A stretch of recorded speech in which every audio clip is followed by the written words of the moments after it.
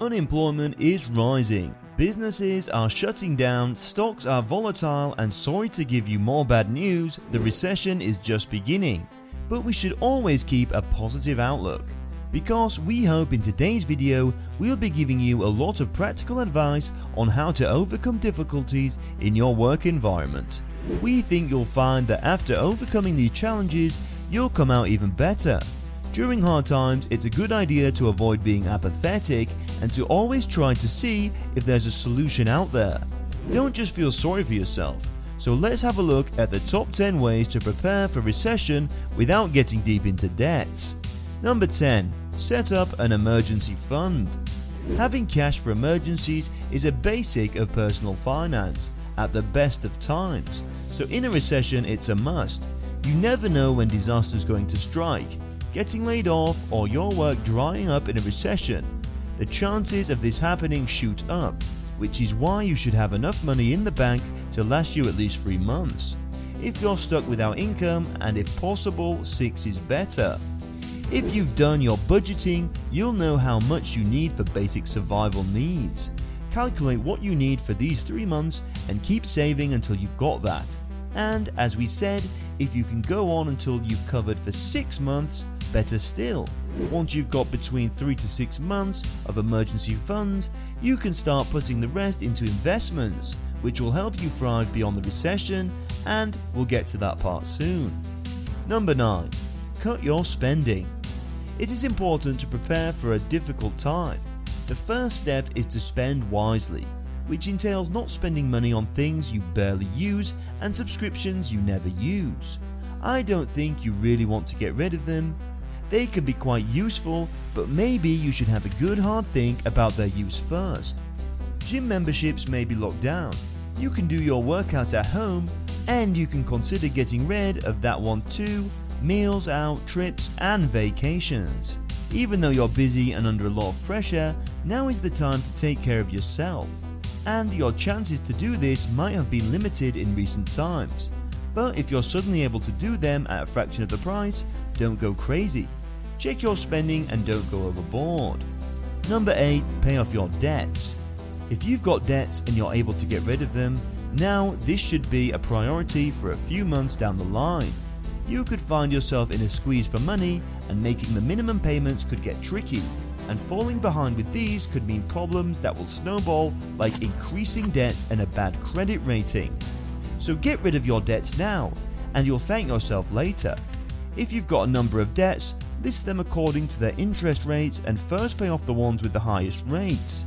If you've got a credit card, there's a good chance that your first priority to get rid of, as their interest rates are sky high, and needless to say, once you've gotten rid of your debt, unless it's absolutely necessary, don't take on any more. Number 7. Get budget. It's vitally important to plan a budget and stick to it in order to get your personal finances sorted. This is especially true if you're not mindful of how you spend your money. So record how much you're spending, set yourself targets, and try your best to stick to them. Usually a 50-30-20 split is recommended.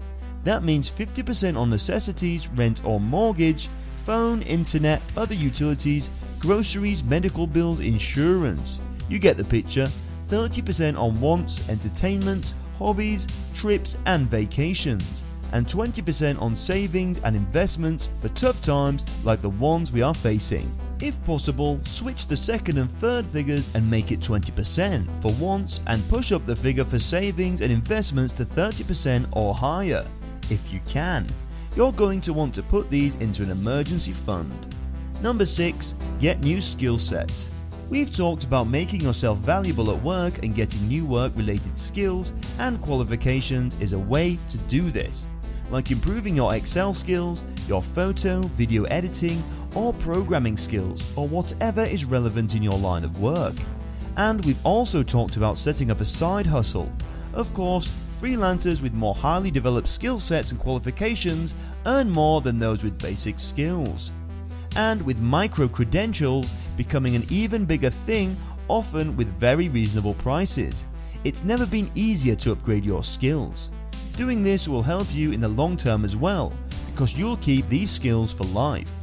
Number 5. Set up a high interest account. This is where you're going to put your emergency fund. It won't be the biggest money maker on the list, but if things get tough, every bit counts. Regular bank accounts have close to zero interest rates, so shop around to find a high interest savings account. The interest won't be amazing, but at least there'll be some, and maybe even more important, having your emergency funds in a separate bank account will help you resist temptation to dip into it when you don't need to. Number 4. Prove how valuable you are in your workplace. We admit this is assuming you still have a job right now. If you don't, there's plenty of advice ahead. But even if your workspace is still safe in a recession, that could change when you least expect it. So prove how valuable you are.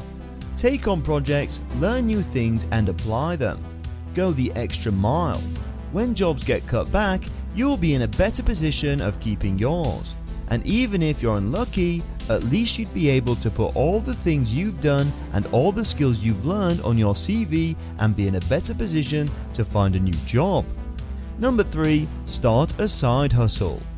In a recession, the benefits of doing this are double. First, it'll get you a little extra income on top of your 9 to 5.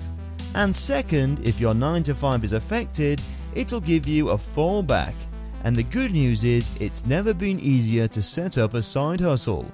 Ideally, you want to find something you've got a big passion or a talent for, something you used to do as a hobby could work. But now you're going to make money from it as a freelancer. Perhaps you've had this in your mind for years, but have never taken that. Now is the time. If you've got a specialist skill in this area, you could start making money straight away by giving tutoring lessons with it. And yes, in most cases you can do this over teleconferencing as a longer term project. You could set up a blog or a YouTube channel that you might just be able to monetize later on. If you're not sure what you can do, go to sites like Fiverr and Upwork and find what kind of freelancing jobs are in demand. Number 2. If you can't pay off your debt, look into debt relief. Some lenders are offering options like debt deferment or forbearance. Call your bank or lender and find out what options are available. But view this as a short-term strategy because that's what it is. Lenders may be kind to you for a while, but before long they'll want their money back. Also, if you have an excellent credit rating, it may be possible to move credit card debt onto zero interest credit. Getting rid of your debt is the better course to take. But if it's not possible, at least look into your options. Number 1. Get networking. Like the past 2 points, this is a productive way of putting your time to use if you've been made redundant or working hours reduced. And even if you haven't, it's still a great thing to do. Thinking of moving to a different line of work? Get talking to people in that field about how to get in. Thinking of working for a different organization? Talk to people who are already working there. Or if you set up a side hustle, talk to freelancers who've done it themselves, and to see if you can learn from them. Present yourself as somebody who's savvy, enthusiastic, and willing to learn that way. When they hear of an opportunity, they'll be more likely to reach out to you. And with that, we're at the end. We know everyone's situation is different. Different people have different concerns right now, and different worries about what will affect them in the recession. So we'd like to ask you, what do you think will be the biggest challenges of the upcoming months and years? Let us know in the comment section below, and hopefully we're all aware that it's still a big threat in your ability to keep your job, develop a side hustle, upgrade your skills, and basically be in control of your finances and career. Make sure to subscribe to our channel and press the notification bell for upcoming videos for you. We'll meet soon with another exciting video. Goodbye.